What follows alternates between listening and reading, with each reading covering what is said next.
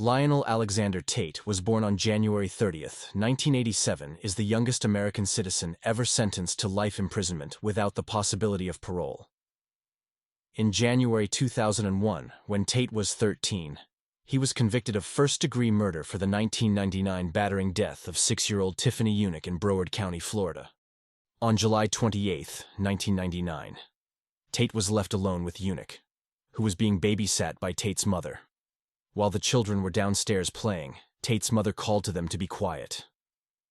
Roughly 45 minutes later, Tate came upstairs to tell his mother that Tiffany was not breathing. Her legs, feet, and neck all had serious bruises. Her other injuries included a fractured skull, lacerated liver, fractured rib, and swollen brain. These injuries were characterized by the prosecution as similar to those she would have sustained by falling from a 3-story building. In sentencing Tate to life imprisonment, Judge Joel T. Lazarus of Broward County Circuit Court said that, "The acts of Lionel Tate were not the playful acts of a child. The acts of Lionel Tate were cold, callous, and indescribably cruel." Florida statutes required the jury to convict Tate of first-degree murder, even if the jury did not believe that he intended to kill or injure anyone. All that was required was that Tate knowingly abused another child who died as a result. As any intentional act that could reasonably be expected to result in physical injury to a child is child abuse per Florida statutes. The rule for such convictions is known as the felony murder rule.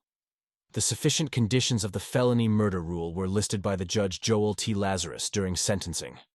Therefore, Tate was sentenced to life in prison without the prosecution having to prove that he intended to kill or injure, or realize that his acts are likely to kill or injure, or even that a typical child of his age would or should realize this.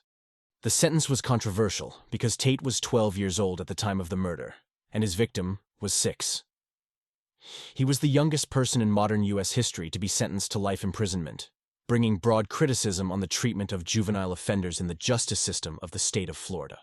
After the conviction, the prosecution openly joined Tate's plea for leniency in sentencing and even offered to help in his appeal.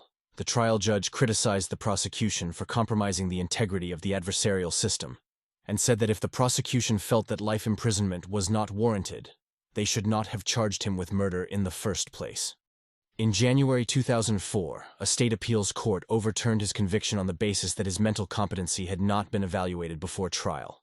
This opened the way for Tate to accept the same plea deal he originally turned down, and he was released on 1 year's house arrest and 10 years probation.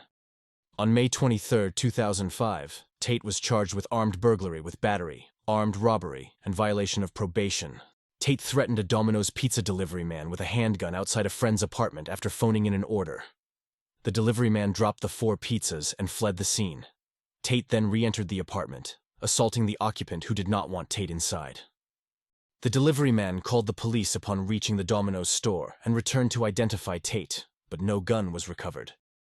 On March 1, 2006, Tate accepted a plea bargain and was to be sentenced to 30 years imprisonment in a sentencing hearing in April 2006. Tate admitted that he had violated probation by possessing a gun during the May 23 violent robbery.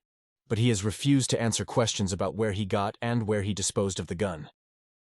He was allowed to withdraw his guilty plea for robbery, but was finally sentenced to 30 years in prison on May 18, 2006 for violating probation. On October 24, 2007, Florida's 4th District Court of Appeal upheld that sentence. On February 19, 2008, Tate pled no contest to the robbery and was sentenced to 10 years in state prison. The sentence will run concurrently with his 30-year sentence for violating his probation. Tate is currently imprisoned in the Charlotte Correctional Institution. Do you think Tate should have got off so easily murdering a 6-year-old because he was still a juvenile? Let us know in the comments.